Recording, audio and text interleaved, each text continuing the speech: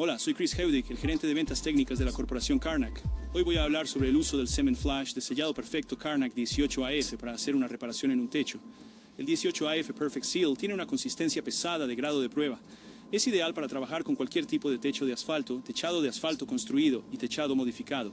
Para hacer una reparación usando Karnak 18AF Perfect Seal, vamos a limpiar la superficie con nuestro cepillo de cerdas. Aplicar el 18AF Perfect Seal con la llana y un grosor de 1/4 de pulgada. Hoy vamos a utilizar la membrana de fibra de vidrio Karnak 31 de 6 pulgadas de ancho, así que aplicaremos el 18 Perfect Seal en un ancho de 8 pulgadas. Vamos a incrustar la membrana de fibra de vidrio de 31 en el material húmedo.